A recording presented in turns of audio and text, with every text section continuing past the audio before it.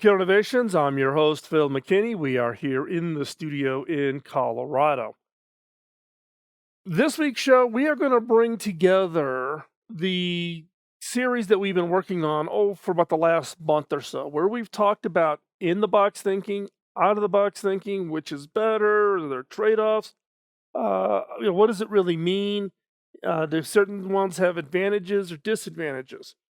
Today's show, we want to bring together all of that content and make it very practical and very easy for you to apply to your current innovation, invention, your creativity activities, the brainstorming sessions you may be hosting, whatever it is that you're trying to drive and create more and better ideas. So today's show will be about bringing that all together, combining it all up, and making it extremely practical. But before we dive in, let's take a little bit of a refresher of content that we've already covered. But I think it's good to remind ourselves what I mean when I talk about in-box thinking and out-of-the-box thinking. So first up is out-of-the-box thinking. Now, out-of-the-box thinking is one that everybody talks about in the innovation space, the innovation game. You got to get out of the box. You got to think differently. You can't be stuck in the old ways, under the old rules. You got to try something new. You got to do it different. You got to think differently. You got to think unconventionally. You got to have a new perspective. Now, we broke this down into a two-part series. Go check that out. Going into the details of what does it really mean about thinking differently or unconventionally or coming with a different perspective. You need that to really lay this foundation. But there's this perception that innovation slash creativity, inventing something, coming up with new products and services, that the only way to get there is out of the box thinking. And that's kind of a metaphor that's been out there for quite some time. So let's talk about inside the box thinking. Now, the counterpart to this is that in the case of inside the box thinking, many people think of it as traditional, it's old fashioned, it's applying the old rules, it's limiting, there's the way we've always done things, and there's this perception that you just will not come up with good ideas if you use inside the box thinking. Now, that is fundamentally false. That is a rule that we just need to break, or a perception that we need to change about inside the box thinking. This is where you can put another tool in your toolbox to come up with better ideas, is by thinking about in the box thinking. Now, what is it I really mean by this? Inside the box thinking is to innovate within the constraints defined by the box. Look, we all have constraints. We all have, rules we have to live within, right? Whether we like it or not, nobody gets a get out of jail free card and can just do whatever they want. There are constraints. If you are the chief innovation officer or the equivalent, whether to your entire organization or to your team, you're providing innovation leadership role, you have constraints. It's just the reality of the game.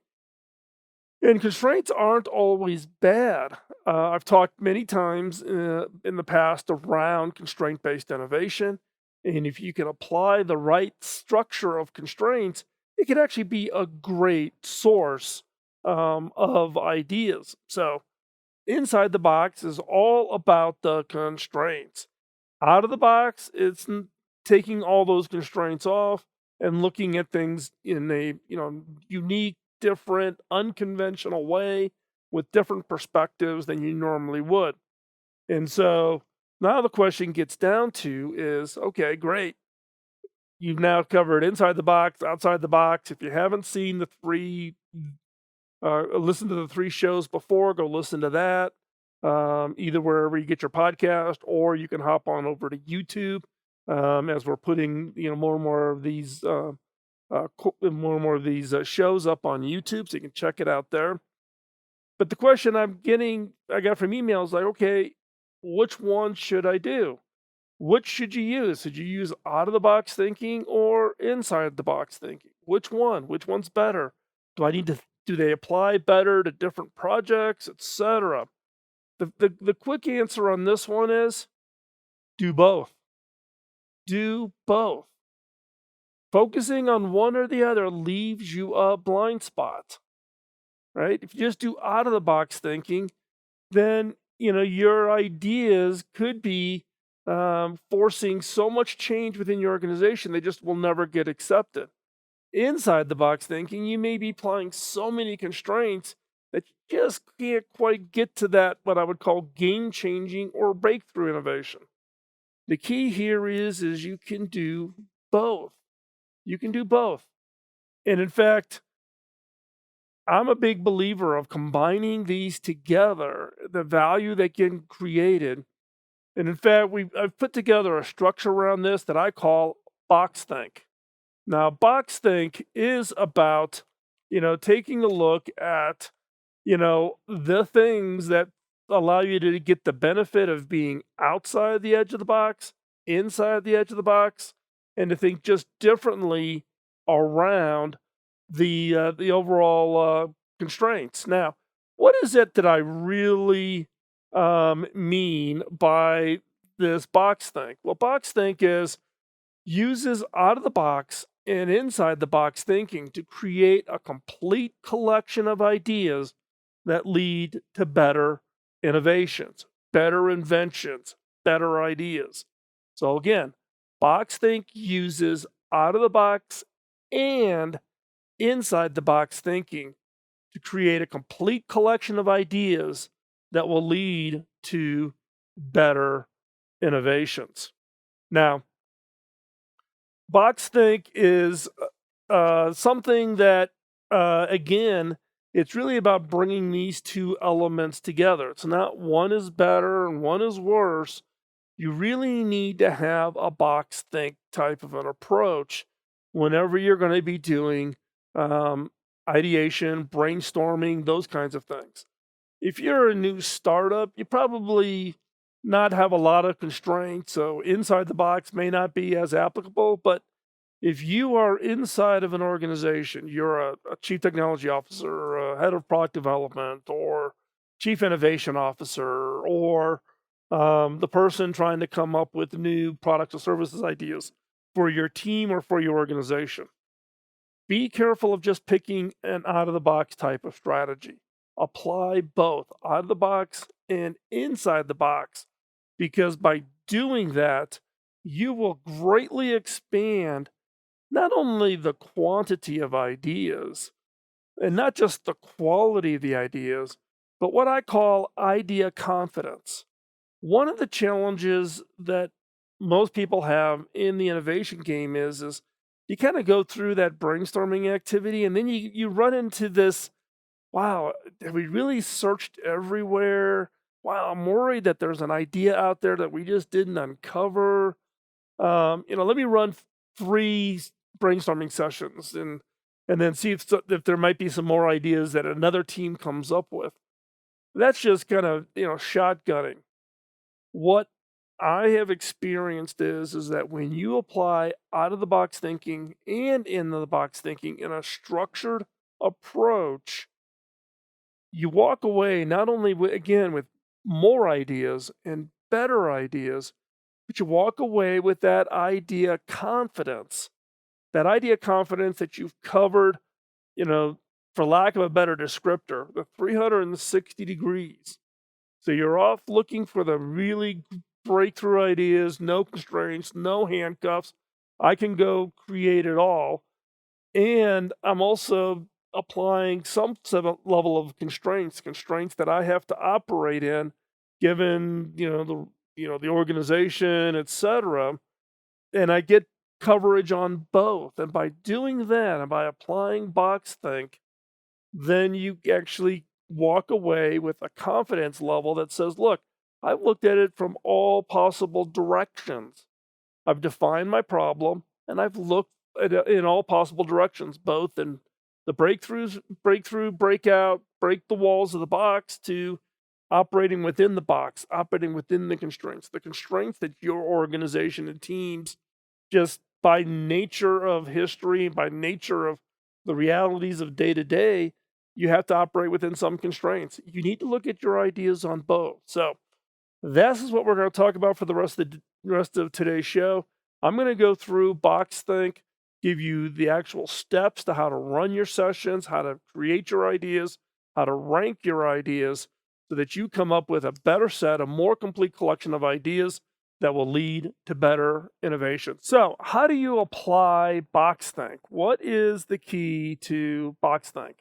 Well, you can run it a couple different ways. One way to run it is run it with two ideation sessions. So an ideation session, what I call an ideation session, you're going to call a brainstorming maybe, or call it, some campaign to solicit ideas from your staff, right? So whatever term you want to use, I call it ideation.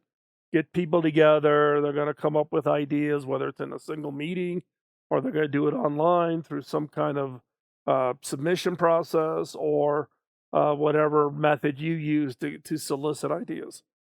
You can run two different ideation sessions. So you can run one ideation session where you focus on out of the box thinking, and then you can run a second ideation session, which is then inside the box thinking. Now, if you've been listening to me for quite some time, you know that I am a big believer that you must rank your ideas.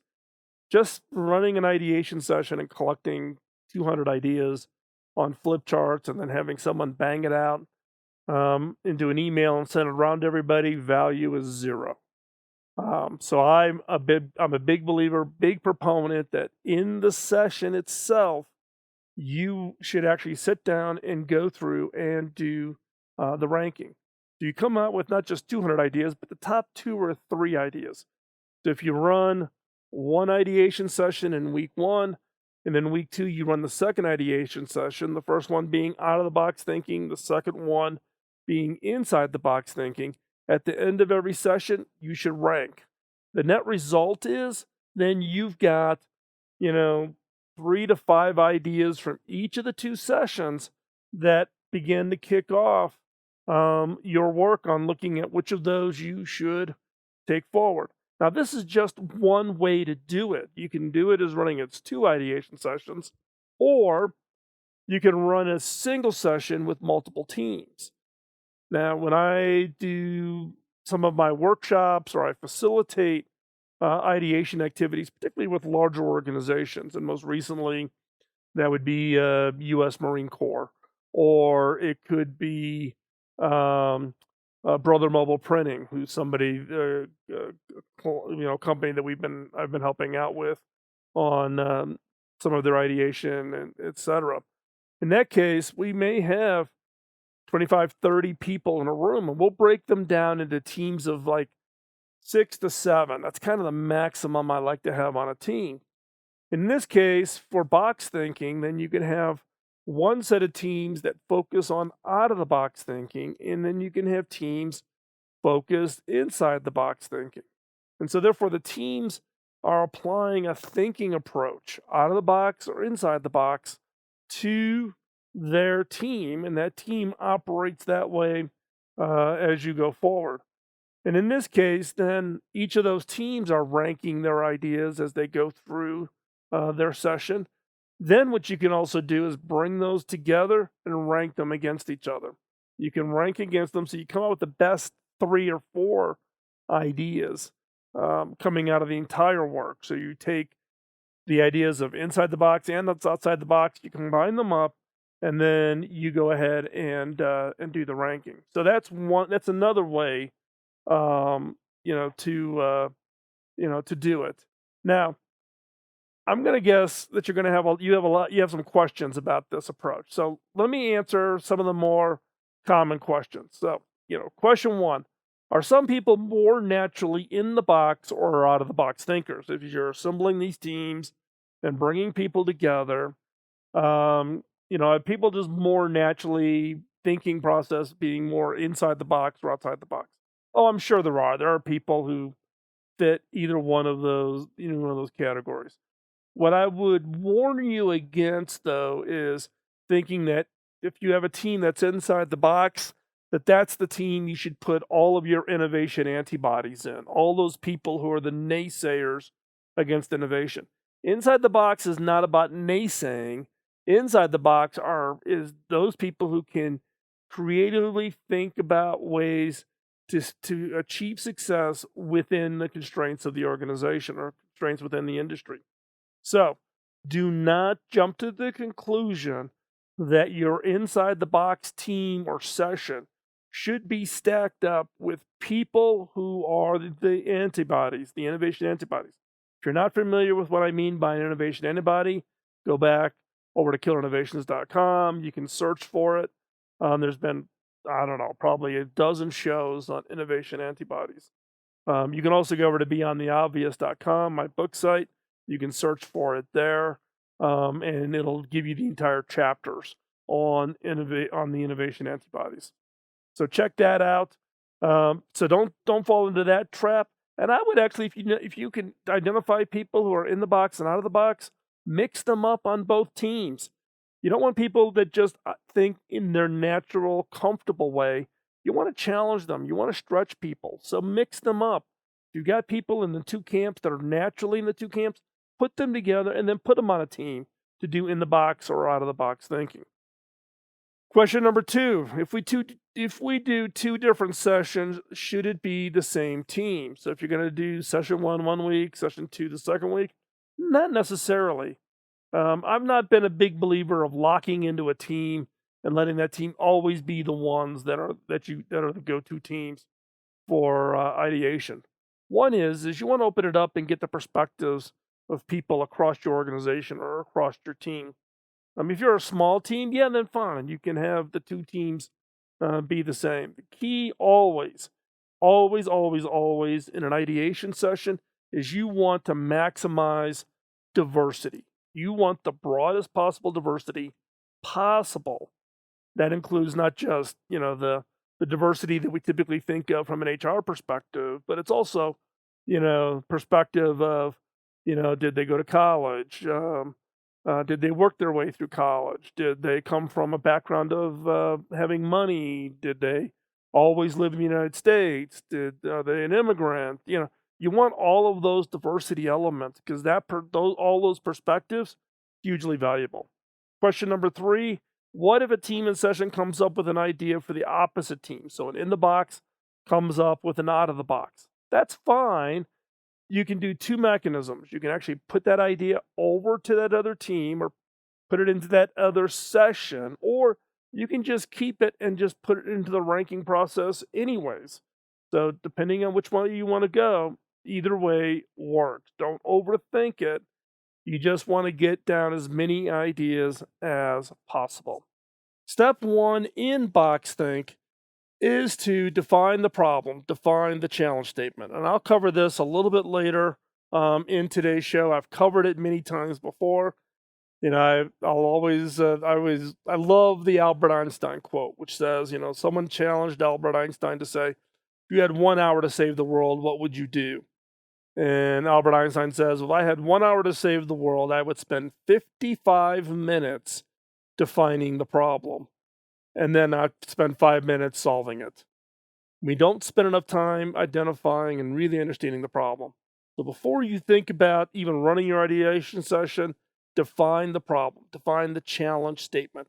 And I've got just a quick overview of that, later in this segment. So stay tuned for that. Then the other is that you have to think about identifying the industry and company organizational constraints. You have constraints. We all have constraints that we have to operate on. And then once you've identified those constraints, then if you're out of the box thinking, you select a subset of those constraints, assume the opposite were true, and then enhance your problem statement. Add on to the end of the problem statement some out or some view of constraints that challenges the people during the ideation session to then work on the problem differently. Just like in inside the box, select a subset of the constraints and enhance it. So out of the box, take the current constraints, flip them to say if the opposite were true, and hand that to the team. Inside the box thinking, select the constraints and use it appropriately. So what do I mean by constraints? Well, If you look at, some of the constraints we've had to operate on, look, so 1998, we were all told don't get into strangers' cars and don't meet people from the internet, right? 2016, 2020, literally we summon strangers from the internet to our house and get in their car. So what used to be a constraint of don't talk to strangers, don't get in strangers' cars, now we do it all the time with Uber and Lyft and those types of things. So you have to understand the constraints you operate on and then be able to willing to challenge those for out of the box thinking or live within them within the box thinking. So the questions you ask yourself is under what assumptions or constraints does our industry operate under? What assumptions or constraints does our industry operate under? Industries operate in some form of structure. At the same time, ask yourself what are the assumptions and constraints under which your company or your organization operates under? What are the constraints that your company operates under? And then when you think about that, under what assumptions and constraints does your organization operate under or the industry operate under? That gives you a long list, gives you a lot of things to consider. You can't consider all of the constraints, but you have to consider the ones that you may think are more meaningful. So, what does that mean? Well, when you think about out of the box or challenge constraints, you got to challenge them. You got to be willing to take a look at them. So, take a look at that entire long list of constraints for industry and organization and ask yourself, what if the opposite were true? Or what if that constraint isn't true at all? Or what if the barrier didn't exist anymore? And this is what you want to take a look at. So when you're assigning or you're running a session or assigning a team to be thinking about the out of the box part of the box think, you want to take those constraints, identify them, and then challenge yourself to say, well, if they don't apply, if they didn't, if they weren't true, or if that barrier doesn't exist anymore, what ideas could we come up with? And you want to kind of find a way to weave that into the problem statement. If you're doing inside the box constraints, then the constraints are what constraints should be considered, right? So, for instance, you may have to put a constraint into the problem statement. We need to come up with a new product aimed at creating a new game for children that are 5 to 7 years old, does not require, a computing device. And the constraint is we have to have it ready for the 2021 Christmas season. That's a constraint. That's a timing constraint. You got to have it done because that's the way your industry operates. 80% of your revenue comes in the holiday season. That's a constraint. You add that constraint, and therefore that becomes a push for that team inside the box thinking is coming up with something that has to satisfy that constraint. And then ask yourself, what if the constraint isn't true at all, right? For example, some of the unwritten rules. Every organization has unwritten rules, right? Some of those rules just been around because, we've always done it that way. Well, sometimes they don't apply. And sometimes you got to be willing, to challenge those, right? So, inside the box constraints. So now, what is step 2? Now that you've got this problem statement, defined the out of the box and inside the box. You've taken the starting problem statement, you've either added or given permission by adding text to the problem statement to make it clear to your team, right? That, in the case of inside the box, you got to have this product done because our industry makes 70% of our revenue at the Christmas season. You got to have it done by the 2021 Christmas season. That's a constraint. And out of the box, there may be some common constraint that you want to specifically call out and not make sure that nobody considers that. So once you've got the problem statement, you've got your team together, you ideate. You're cranking ideas, however you do that. Post-it notes, improv. There's all a bunch of tools you can use to ideate. Whatever tool you use to ideate, ideate. You've got your problem statement, ideate, ideate. You got out of the box pool of ideas. You have inside the box pool of ideas. And you're going to iterate. You're going to go through and maybe, try ideating against each of the constraints, either by explicitly removing that constraint or specifically telling people to operate within the constraint. So You may loop through this ideation a couple times, dealing with all the different constraints. For each of the out of the box and inside the box, then you rank. You rank the ideas. If you've got your team, if you got two teams and you're running the session simultaneously, at the end, take the best ideas from out of the box and inside the box, and then rank the best one across those two teams. So the result should be is you should come out with 2, 3, 4 ideas that are really, really good. So what I mean by problem challenge, I'm going to give you just a quick overview on this. A problem or challenge statement is crisp and clear in defining what the problem is. There are two basic word structures to problem statements. The first one is defining what the problem is, who does it affect, and what's the result of this? Why is it important? Why would anybody care, right? The other one is defining the customers affected by a problem, the result of which is why is it important, right? So a problem statement could be, that healthcare quality is affecting a certain segment of the population, which with the result of is increased healthcare and higher morbidity rate, right? So that's the definition, a rough definition of a problem statement. Make sure that you've got a good, crisp understanding of your problem statement. So let's run through these questions really quick. These are some common ones that I get. Is there a change to how you create problems, opportunity statements with BoxThink? You do have to tweak it, either by explicitly removing the constraint or defining the constraint. Number 2, how do you handle all the constraints identified? You run through an ideation with a constraint. When you've run out of ideas, go back, grab another constraint, run the ideation session again. So you're cycling through multiple times. How many ideas should we consider taking to the next stage? How many should come out the bottom? Typically, I would say 2 to 3% of the total idea pool, right? And so if you had 300 ideas, you're probably talking 5 or 6 really good, really great ideas when you get down to the end of it. So again, remember, 2 sessions, 2 teams, inside the box, outside the box thinking. You're collecting ideas on both sides, you're ranking them, and then you rank them against each other. Result is really, really great ideas, full coverage, and the most important element of that is the confidence. As we bring all of this together, out of the box thinking and inside the box thinking are 2 more tools you should have inside your toolbox.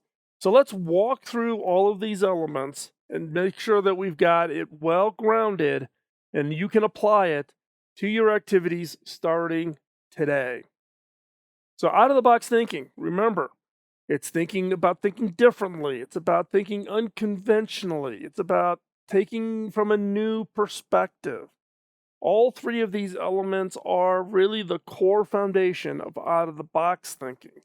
So when you are thinking or driving teams or wanting teams to really focus on out of the box thinking, you've got to skill them. You got to show them. You got to share with them how to think differently, how to think unconventionally, how to think from a new perspective. If you don't do that and you just say go out and think out of the box, you're not going to have really a great set of results. So there's a 2-part show, so there's 2 hours of across 2 shows, so it's an hour, 2 shows, 2 hours, where we just talk about out of the box thinking to get it very practical, very how-to. I would encourage you, if you've not listened to that, to go back and listen to that and share that with your team. Have your team listen or watch the YouTube videos, whatever is easiest for you to distribute that, but it is, key to sharing that from the standpoint of making sure that they are skilled up about what we think about or how you should apply out of the box thinking. It's not just this theoretical, think out of the box, but there are very practical ways to do that in order to achieve success. And then there's inside the box thinking. And inside the box thinking, you may have to get people comfortable with getting over the myth that inside the box thinking. Nothing ever good comes from it that you can't. That's not where you should be thinking about innovation. You got to go, purely out of the box. Inside the box thinking it's about constrain the problem, but not the potential ways to solve it. Constrain the atmosphere, but not the teams. Constrain the resources, but not the ways to utilize them. Right. So it's about we do all have to operate underneath constraints.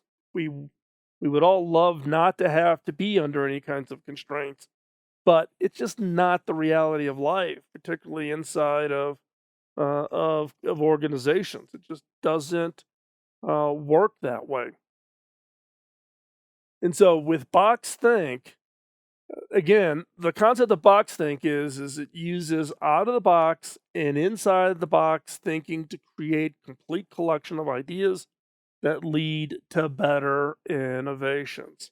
It's using both. It's not saying one is better than the other.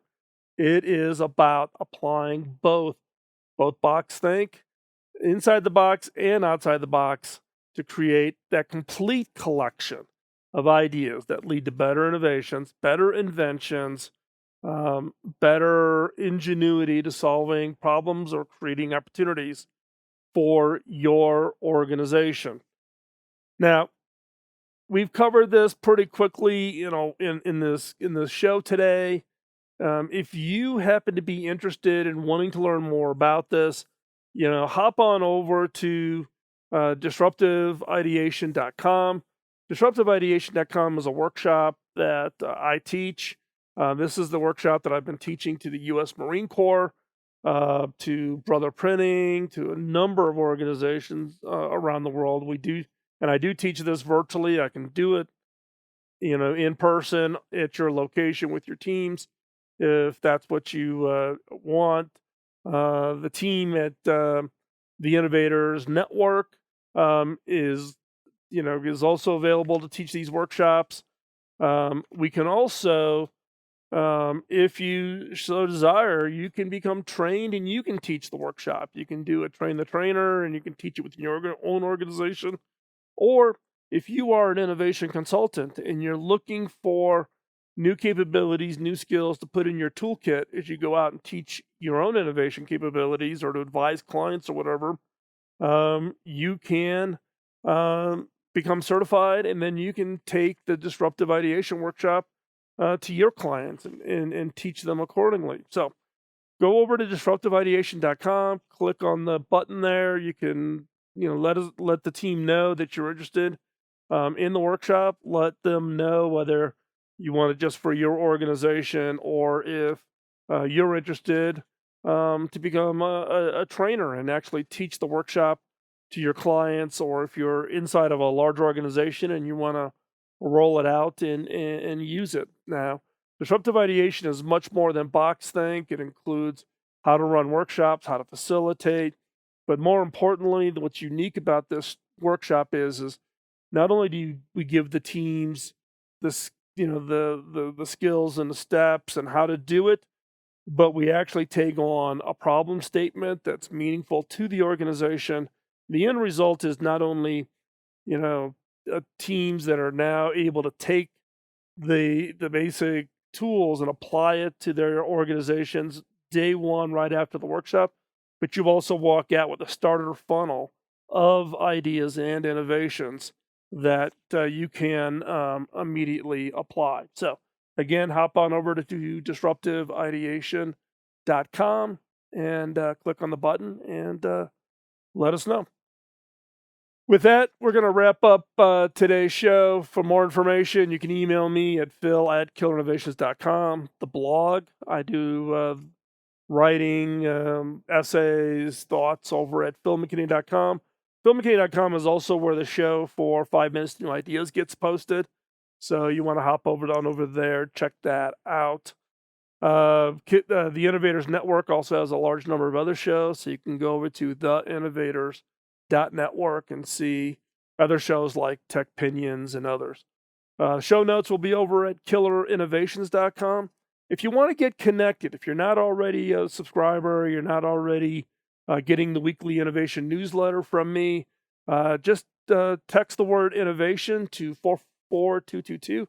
That's if you're in the United States, 44222. If you're outside the United States, just send an email to innovation@killerinnovations.com. That'll put you on the Innovation newsletter, and you'll get that newsletter just keeping you up to date on the latest thinking, latest trends, and latest tools. And with that, thank you very much for taking the busy time out of your schedule. We'll talk to you next week. Bye bye.